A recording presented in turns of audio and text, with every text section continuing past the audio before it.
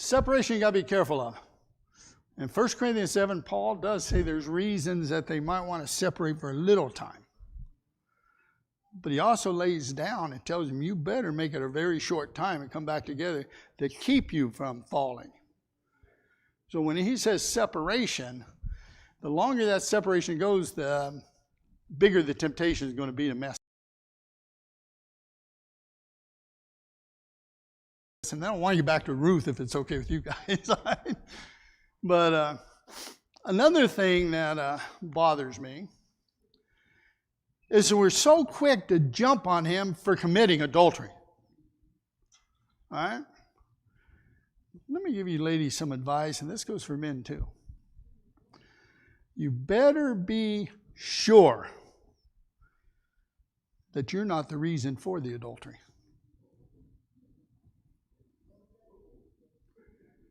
If you're going to divorce your husband for adultery, you better be sure you're not the cause of the adultery.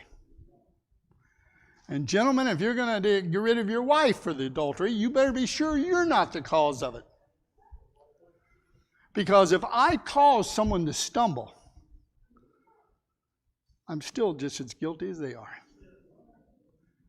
And could be more so if I understand Matthew 18 correctly. Yes, ma'am.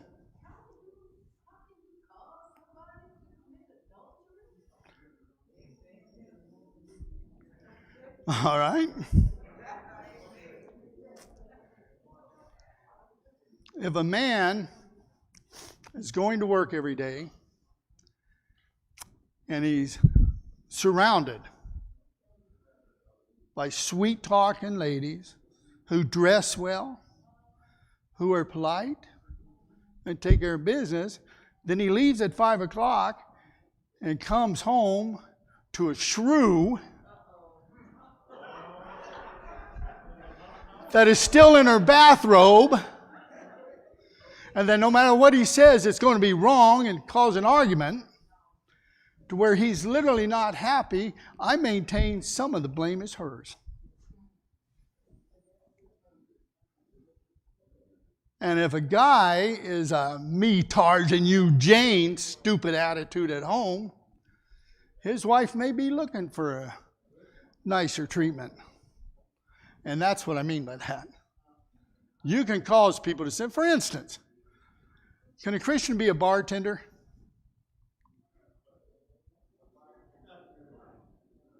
I maintain no. I can give you a list of jobs Christians can't have. A bartender is one of them. And I'll tell you why. If I understand the scriptures correctly, if you put a drink to your brother's lips, you're guilty of the sins committed thereby. And the list could go on and on and on. I've always told people that a Christian can't be a used car salesman, but that's different. Don't quote me on that. I've got nothing against them. I've bought used cars. I've sold cars. But you can act so as to cause someone to sin. In Matthew 18, Jesus says if you do that, it's better that a millstone were tied around your neck and you're thrown in the depths of the sea. And he's talking about how you treat new converts there. But you know, a new convert's not necessarily guided by a birth certificate. You understand what I'm saying? And I have seen people getting divorced. You know, one thing that's common, and it's really quite foolish, is they go ahead and divorce her because she keeps burning his breakfast. And he waits, and he waits, and he waits. And all of a sudden, he finds out she's dating. Now I've got her. She's committed adultery. I'm free to remarry. You really want to try to make that case in front of the judgment seat of Christ? I wouldn't advise you even try it. Remember what I told you about I won't argue with Rose more than 20 minutes. If I'm going to lose, I give up. Christ ain't going to give you 20 seconds with that kind of argument. But now, I'll tell you something. You know what causes a lot of divorces? Even in the church. The parents. Now, doesn't the Bible say, leave father and mother and cleave unto your wife? By the same token, I think you can say, leave father and mother and cleave unto your husband. But number one, some in-laws won't let them leave. And they drive one or the other crazy. But here's the main reason I say a lot of divorces are caused by the parents. It's been my observation over the years that mothers are not teaching their children how to find a husband. They're teaching them how to snare a man. You see what I'm saying? They're not teaching them what to look for in a husband. They're just like, she's finally getting married. Dad's sitting there, yeah, she's getting out of the house. And parents aren't always teaching their sons how to find a proper wife. I had a woman say, I wish he'd find someone to marry. I need grandkids. That's a stupid reason to force your son into a marriage. If we're not going to teach our children how to be proper husbands and proper wives, you've got to expect disaster in their marriages. Because I'll tell you something. If we in the church are not going to teach our children what a proper husband is, and a proper wife is, and what a proper marriage is, somebody's going to. And if we as Christians are not doing it, then the world is. And then we wonder what's wrong with the world. What's wrong with the world is it's owned by Satan. And when you go outside of God's family to get advice, you're going to the devil to get advice over what should have been determined by God. And Daddy should have opened up his book and taught his son what a proper adult is. I know some people 40-something years old and they're not adults yet. Teach them what a husband is, what a father is, and yes, how to run money. You're just asking for your kids to have disaster. And if a mother's not teaching her daughter how to be a good Christian lady, how to be a good wife, how to be a good mother, how to keep the home, how to do the things that God has outlined, they're just opening up the door for their children to have disaster in marriage. And psychologically, you want some proof of that? Do you know the majority of alcoholics are children of 2 or 3 generations of alcoholics? Do you know they've discovered that those that abuse their children physically are 2nd and 3rd generation abusers? Did you know it's a fact that those living off welfare are 3rd and 4th generation welfare recipients? It's hard to break away from the mold. One thing my grandmother used to tell me is the apple don't fall far from the tree. And that's a lot. I got shocked one day.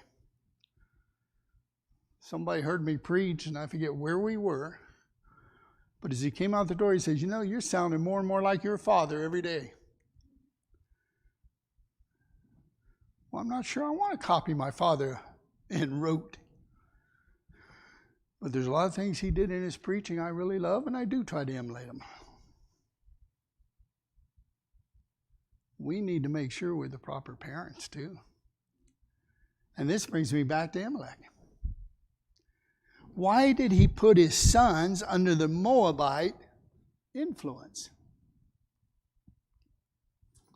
Now, time goes on, and what happens to Elimelech? He dies, doesn't he? But that's okay. Naomi's got her 2 boys there. They got maybe good wives. But what happened to the boys? They die, don't they? One of the things I think is distressing about history, and even when I got my doctorate in theology, I still got a second in history. I love history. Too many cultures, when the wife loses her husband and has no sons, she's finished. Even some of the Native Americans, when you had a widow in the tribe, they would actually set her up in a tent somewhere. And when they moved on, she wasn't allowed to go with them. She had to fend for herself. So here you find Naomi's in that kind of a situation. What's she going to do? She don't have the relatives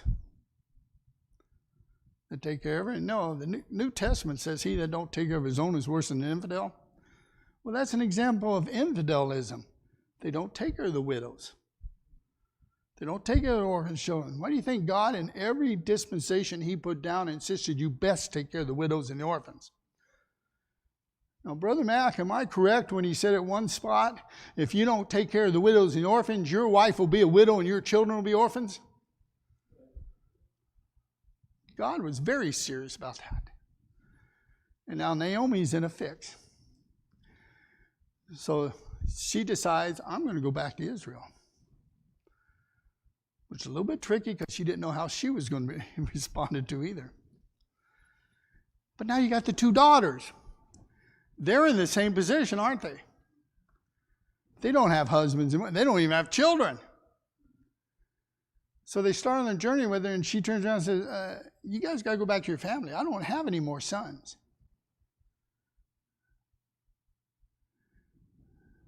And then Ruth says something to her I find very interesting, and I've used it in marriage ceremonies many a times. You know what she says? Where you go, I'll go.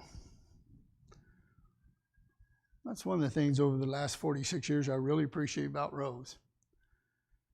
And I told her, I think I'm going to go over here to this congregation. She's never questioned it. All she's questioned, she says, when? Sometimes she's let me know she really don't like the idea, but she never questions we're going. And she starts making arrangements. Abraham's wife did that, didn't she? How many of you wives would like if your husbands came home and says, we're moving? I don't know where, but we're moving. I don't know when we'll get there, but we're going. That's got to be as hard on a wife as being 90 years old and being told you're pregnant. But she went. And she spent the rest of her life, according to Hebrews 11, as a wanderer. They never did find a place to stop. And you know why? Because they're looking for a heavenly city. One not made with hands.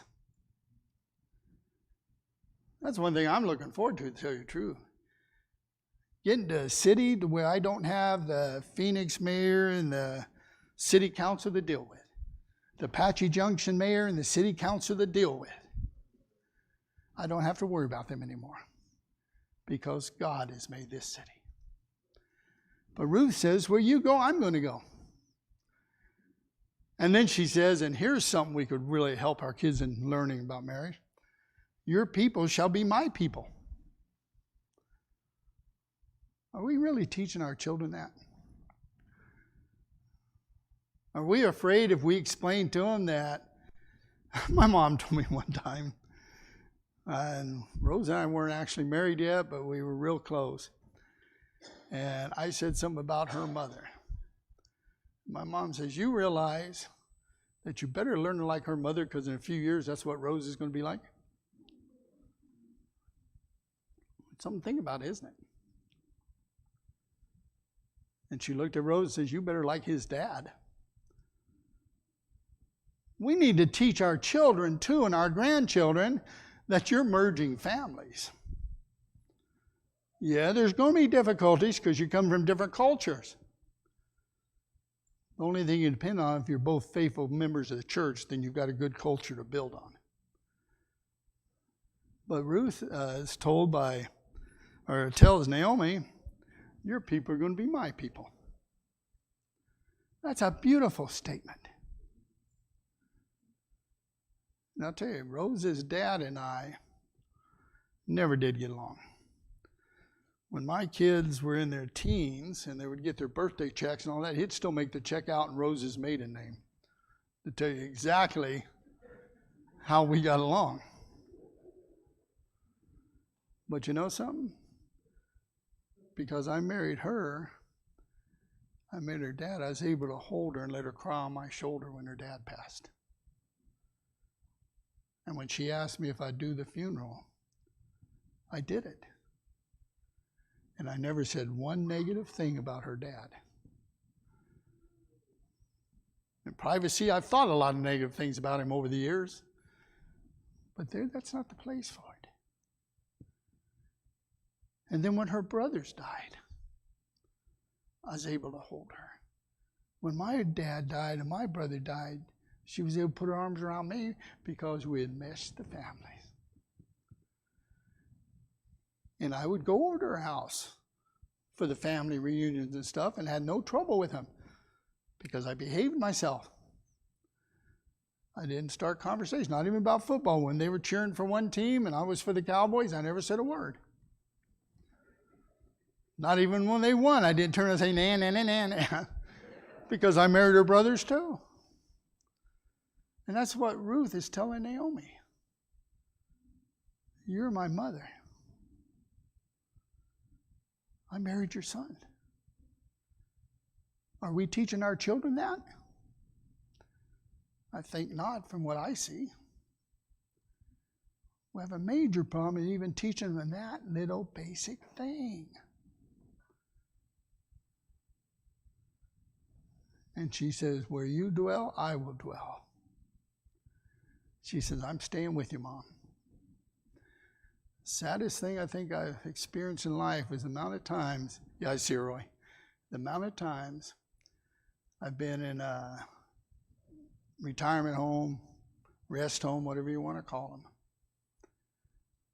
And the tears in mother's eyes because they never see their children. I even called one time. Way back in Massachusetts, and I was in California, I said, your mother is getting old. She's about ready to pass away, and she really wants to see you. One last time I said, well, I've been trying to tell her I'm so busy at work, and I can't break away right now. So she's just going to have to be patient. 3 days later, she died. 5 days later, guess who was by her graveside when I was doing the funeral? He could break away from work. He could get out. But what good did it do? Go ahead, sister. Okay.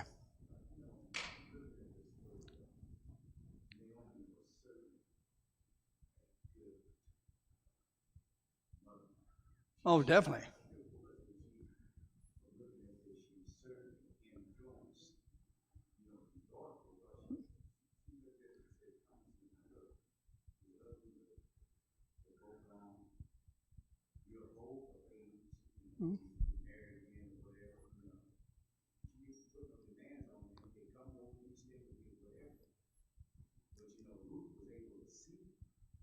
Yeah.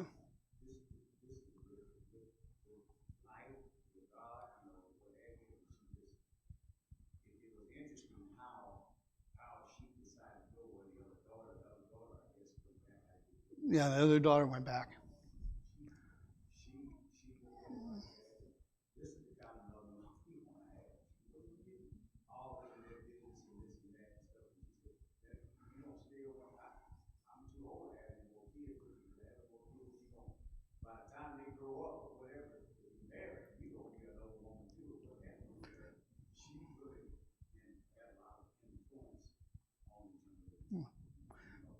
And I don't want to step on Brother Morrison's class. I think you're teaching Wednesday.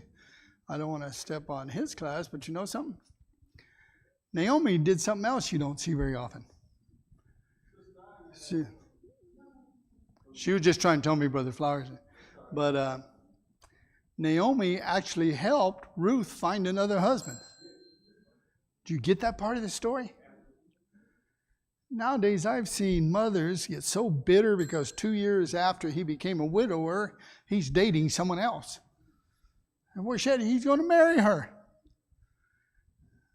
That wasn't Naomi's attitude, was it? Naomi wanted her to move on. And there's one sure thing in life which causes another sure thing. The sure thing in life is death is a reality. And that causes a second sure thing in life. Life goes on. But now, since the sister brought it up, 1 Corinthians 7 says a widower can marry again. A widow can marry again. But this time it's a flat out command. Only in the Lord. A widower goes out there and finds a girl at work or somewhere and she's a Buddhist. If he marries her, he's committing a grievous sin against God. Because the Bible teaches when you're a widow or a widower, you're free to marry, but only a Christian. Well, for a guy that wasn't expecting to do this, I hope I didn't do too bad this morning, and I hope we learned something that will help us move on into the book of Ruth. But shall we pray? Our Father in heaven, we thank you for once again giving us the ability and the opportunity of coming together and studying your word. And I pray, Father, that the things that we said will help us live closer to you. And I pray always that I was able to step aside so that only your light, your word, and your love could shine through. In thy Son's holy, most precious name, amen. Next week, I'll be better prepared.